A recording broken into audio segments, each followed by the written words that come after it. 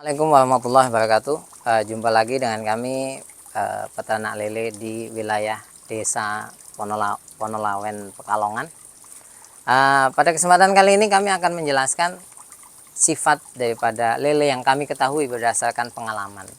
Jadi kalau misalkan Anda ingin beternak lele, saran kami pahami dulu sifat-sifat yang ada pada hewan yang mau kita pelihara.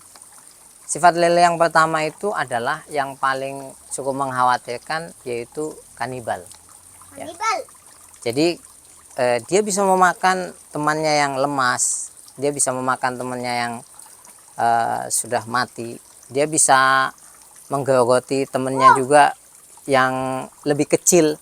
Jadi seperti itu sifat yang pertama. Sehingga salah satu yang harus kita lakukan, jangan sampai membiarkan ikan itu memiliki kelaparan, ya. Jadi jangan sampai kelaparan gitu.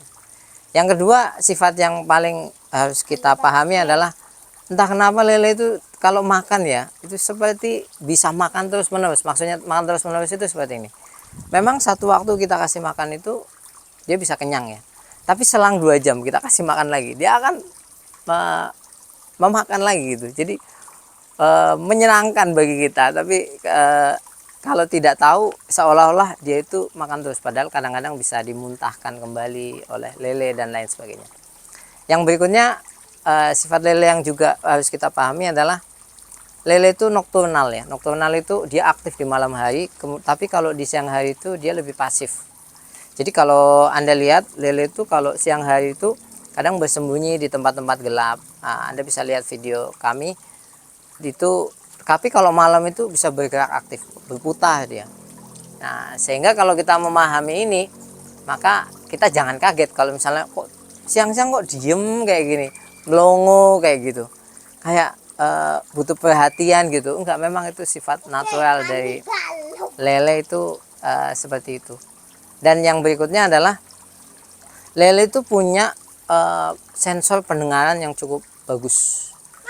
Kalau kami baca itu sampai jarak 90 meter. Jadi misalkan ya, Anda baru membuka pintu ya, kalau membuka pintu itu ada respon dari lele itu yang kosak. Itu karena dia sudah mendengar. Apalagi kalau Anda terbiasa, misalkan saya jam 4 sore ngasih makan, pintu udah dibuka, kemudian dia tahu oh ini mau ngasih makan, itu langsung bergerak. Nah, itu lele itu punya sensor pendengaran yang cukup luar biasa. Makanya kalau ada gerakan dari Anda, langkah kaki saja yang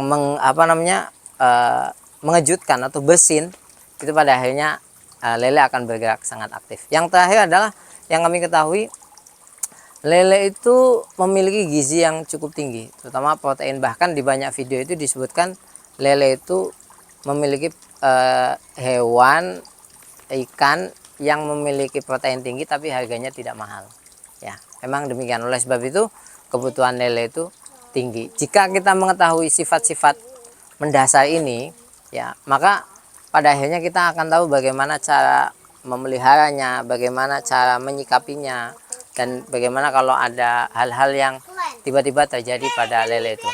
Jadi seperti itu. Ini video berikutnya yang sudah kita sampaikan berdasarkan pengalaman. Ingat, kami tidak tahu apa yang kami sampaikan ini betul atau salah, tapi kami kombinasikan dari pengetahuan yang kami baca, kami lihat, dan juga pengalaman dari kami memelihara lele selama beberapa waktu ini. Sampai ketemu lagi, terima kasih banyak. Assalamualaikum warahmatullahi wabarakatuh.